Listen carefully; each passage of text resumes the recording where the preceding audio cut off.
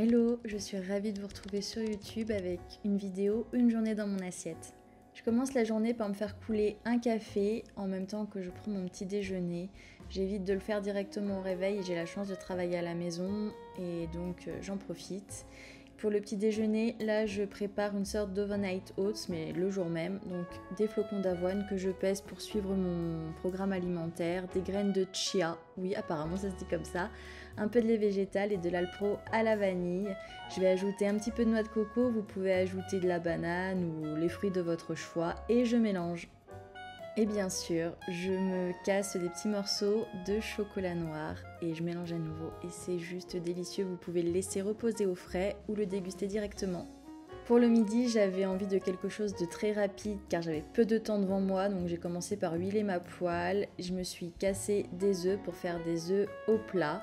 Je couvre pour que le jaune cuise un petit peu également. J'ajoute quelques épices, de la salade et des petites pommes de terre grenaille que j'avais coupées en morceaux et que j'avais cuit à la vapeur avec des restes de courgettes. Et voilà pour le repas du midi. Pour le soir, en entrée, je me suis attelée à une soupe de concombre froide parce que l'été c'est vraiment délicieux, encore faut-il aimer le concombre. Donc je commence par éplucher mon concombre, les pépiner.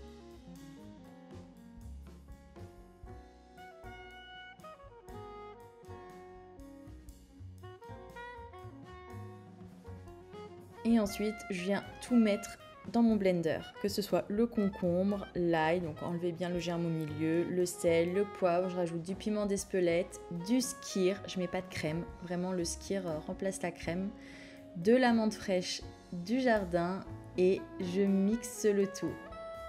Je vous conseille de laisser reposer la soupe de concombre au réfrigérateur car c'est encore meilleur servi bien frais.